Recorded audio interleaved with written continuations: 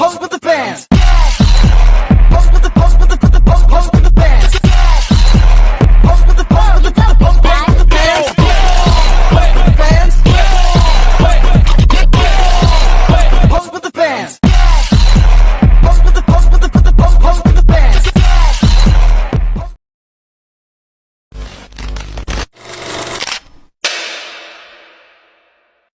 Oke, baik. Di sini saya akan membawakan dan menjelaskan tentang antologi. Di mana kelompok kami membawakan tema tentang peran media dalam membangun realitas sosial. Jadi, ruang lingkup yang kami bawakan dalam tema ini yaitu media sosial, yang dimana media sosial berperan dalam menyebarkan informasi terkait politik atau isu-isu lainnya. Terutama yang kami ambil salah satu contohnya yaitu penyebaran informasi terkait paslon nomor 2. Realitas tersebut bersifat konstruktif, yang dimana saat menyebarkan informasi politik, media tidak boleh hanya menyebarkan berita yang hanya menuju ke pihak satu saja atau sering kita sebut sebagai subjektif, melainkan memberikan ruang perspektif secara adil. Jika media menyampaikan berita hanya sekedar berita saja, maka berita itu tidak bisa diserap oleh masyarakat. Tapi media itu harus bisa menyampaikan berita yang bisa mendorong masyarakat berpikir kritis, aktif berdiskusi, dan terlibat dalam proses demokrasi yang sehat, terutama dalam konteks pemilu tahun 2024 lalu.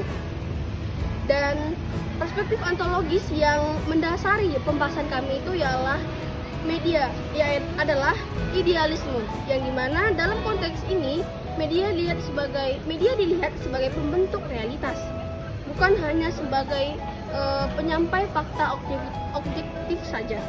Artinya, informasi tentang paslon nomor 2 bukan hanya sekedar diberitakan, tapi dikonstruksi melalui narasi, simbol atau framing tertentu yang mempengaruhi publik memahami realitas politik, yang membantu masyarakat dalam memahami realitas politik. Jadi, saya di sini akan membawakan tentang epistemologi. Apa sih epistemologi itu? Epistemologi adalah bagaimana kita dapat mengetahui sesuatu hal. Dalam konteks yang kami bawakan, yaitu masyarakat, terutama dalam bidang politik, kita dapat mengetahui hal tersebut lewat media.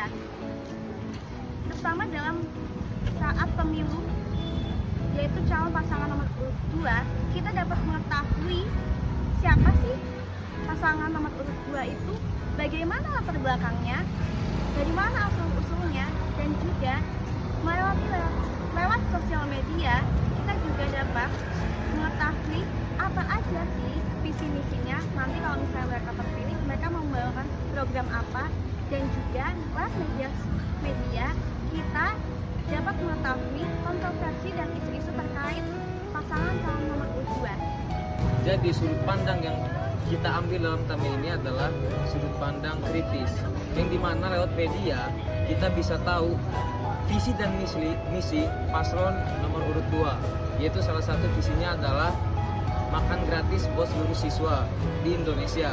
Nah, lewat media juga kita bisa tahu apa sih yang dikritik dalam visi misi paslon nomor 2 itu, yaitu salah satunya adalah dana anggaran yang terlalu besar di dalam visi misinya untuk mengasih ke seluruh siswa di Indonesia ini.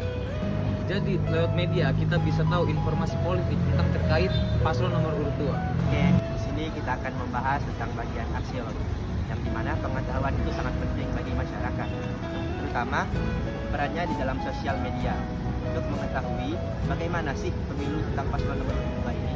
Nah, kita juga dapat mengetahui bagaimana cara berpikir masyarakat dalam berpikir secara bijak dan kritis untuk memilih paslon nomor urut 2.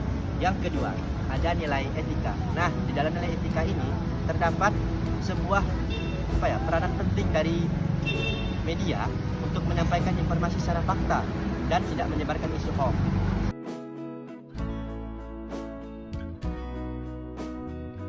Kami berharap masyarakat akan lebih kritis dalam menerima segala informasi dan media semakin bertanggung jawab dalam menyampaikan kebenaran. Mari kita jadi bagian dari masyarakat cerdas dan sadar informasi. Ingat guys, media bisa jadi jendela dunia, tetapi juga bisa jadi tirai untuk menutupi kebenaran. Paham?